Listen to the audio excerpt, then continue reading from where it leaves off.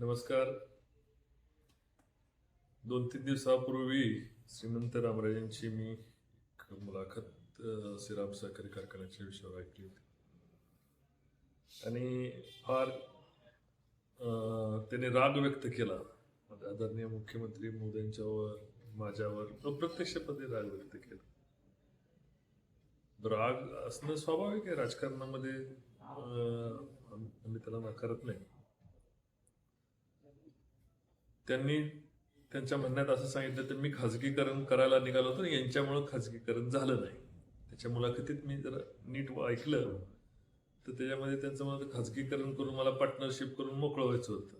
तर खाजगीकरण म्हणजे दारू आणि पार्टनरशिप म्हणजे दारूबरोबर, हेच आम्हाला नको होतं. पण आता जे काय श्रीमंत रामराजे हे म्हणाले याविषयी मला फारसं काही चर्चा करायची गरज नाही. आता त्यांच्या वयानुसार त्यांना चिडण्याचा, शिव्या देण्याचा सगळे अधिकार आहेत. आता त्याच्यावर फार काही चर्चा करण्यात काही अर्थ नाही. पण माझं असं म्हणणं आहे की त्यांनी जो प्रयत्न चालू केलेला आहे शेअर्स गोळा करायचा, आणि या विषयावर मात्र मी सकारात्मक आहे. माझंही म्हणणं आहे की रामराजे साहेब कधी नव्हे तर 15-20 वर्षामध्ये, 25 वर्षामध्ये साखर कारखाना चालवायचा प्रयत्न करत आहेत.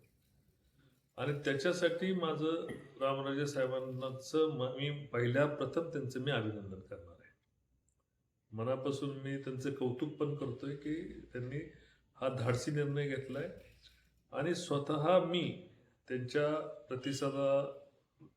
आव्हानाला प्रतिसाद देत माझ्या कुटुंबियाची, माझ्या कार्यकर्त्यांनाही माझं सर्व आव्हान असणार आहे की श्रीराम सहकारी कारखाना हा रामराजे जरी म्हणत असतील तर तो त्यांच्या संस्था ही शेतकऱ्यांच्या मालकीची, आणि त्यांनी जो चालवण्याचा ते प्रयत्न करणार आहेत त्यांना आपण राजकारण बाजूला ठेवूया आणि आपण त्यांना सकारात्मक असा प्रतिसाद देऊन आपापल्या पद्धतीने आपापले शेअर्स सगळे पूर्ण करूया. रामराजे साहेब, तुम्ही हाच प्रयत्न आधी करायला पाहिजे होता. ही आमची इच्छा होती की फलटणची असणारी ही इज्जत, कोणी इचलकरंजी असो किंवा अन्य धारो असो, कोणी असो, तो आपण फलटणकर सामर्थ्यवान आहोत आणि आपलं सामर्थ्य आपण ओळखलं, आपल्या लोकांच्यावर विश्वास ठेवला, आपल्या सहकाऱ्यांवर, आपल्या कामगारांवर, आपल्या शेतकऱ्यांवर आपण विश्वास ठेवला तर श्रीराम नक्की नावारूपाला येईल. कुठलीही शंका बाळगायची गरज नाही. गेले 15-20 वर्ष प्रत्यक्ष श्रीराम कारखान्याला आम्ही सहकार्य करत आलेलो आहे.